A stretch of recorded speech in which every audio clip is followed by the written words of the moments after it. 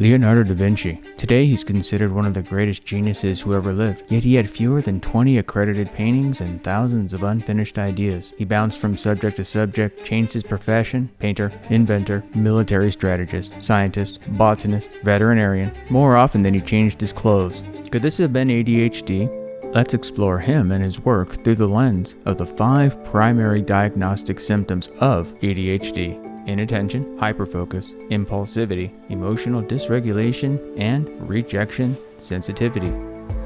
Leonardo da Vinci wasn't born into power or privilege. He was born out of wedlock with no formal education in Latin, the law, or the arts. Just curiosity and a brain that refused to sit still. That was Leonardo da Vinci. Strange, brilliant, and intense. A man overflowing with ideas, but unable, or perhaps unwilling, to stay with just one. Leonardo rarely finished anything. Out of the dozens of paintings he started, maybe 15 to 20 were ever completed. His notebooks are visual chaos. Anatomy sketches, flight studies, irrigation plans, a foot, a feather, a gear. It seems random, but that's the ADHD brain at work. What looks like chaos from the outside is often just creativity in motion.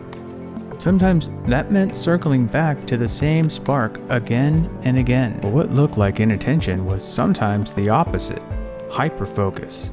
He didn't finish the Mona Lisa, not because he was unfocused, but because he was too focused. In fact, he spent 16 years painting her, adding tiny details whenever the muse would strike. He kept returning to her because he couldn't let her go. In fact, a quote often attributed to Da Vinci is, "Art is never finished, only abandoned." That's ADHD focus. That's hyperfocus. Not absent, but obsessive. And when something gripped him, like anatomy, he fell into a trance. No one assigned him cadaver dissections.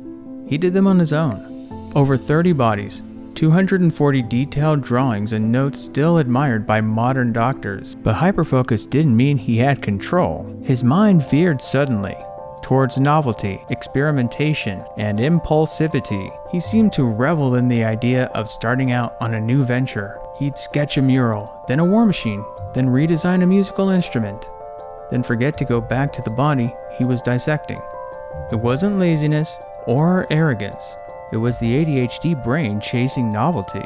Even The Last Supper was compromised by impulsive experimentation. Instead of using the traditional fresco method, he tried a new technique that allowed for more revision, but caused the painting to decay almost immediately.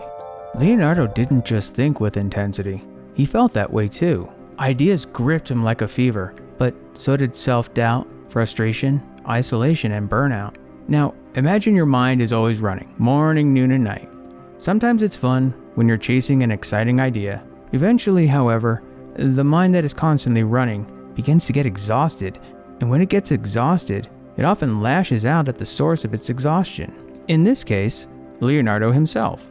After The Last Supper, a major commission that he painted over the course of 3 years between 1495 and 1498, he spiraled.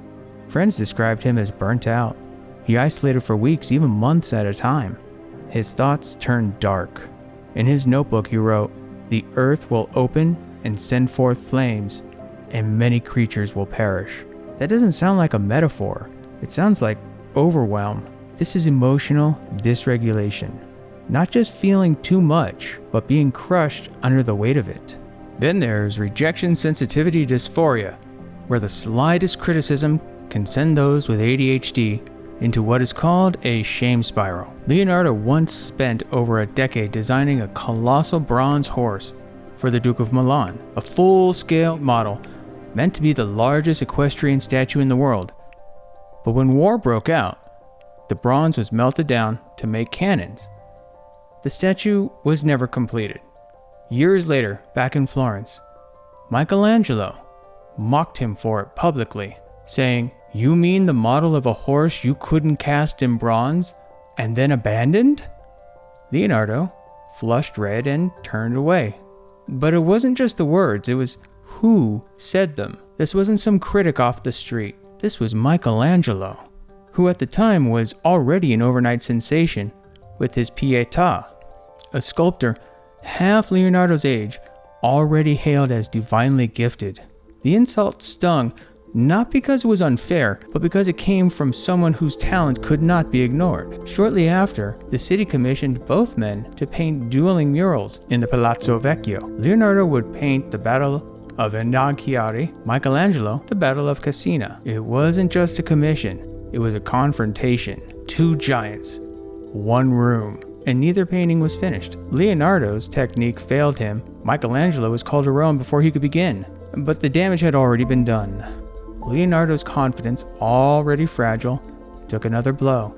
Because for people with ADHD, rejection doesn't just fade, it festers, it loops, it buries itself deep, and sometimes it twists your judgment.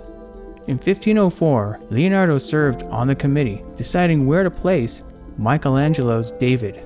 The statue was already being hailed as a masterpiece. The city wanted it front and center, but Leonardo argued for a quieter, out-of-the-way location. On paper, he cited practical concerns, but emotionally, he was in retreat. Unable to control his feelings of inadequacy, jealousy, and fear, he became Salieri to Michelangelo's Mozart, acting under the guise of protecting the city's dignity, when in truth he was protecting himself. Rejection sensitivity dysphoria isn't about what others say. It's about what your own mind won't let go of. Even if you change the world, you'll obsess over the moments when you didn't hit your mark. On his deathbed, Leonardo is said to have said, "I have offended God and mankind because my work did not reach the quality it should have." Those aren't the words of a man who felt complete. They're the words of someone who believed his best work never made it out. Leonardo had no children. He left behind no school, no disciples. Most of his ideas were never seen in his lifetime. Only centuries later did the world catch up to how his mind worked. Maybe he wasn't disorganized. Maybe he was divergent. And maybe divergence is how new paths are formed. If that resonates with you, maybe it's because you're built like Leonardo da Vinci, and that's awfully good company to be in. Thank you so much for watching. Please feel free to give us a like. Don't forget to hit that subscribe button. Leave a comment down below. And until next time, stay focused.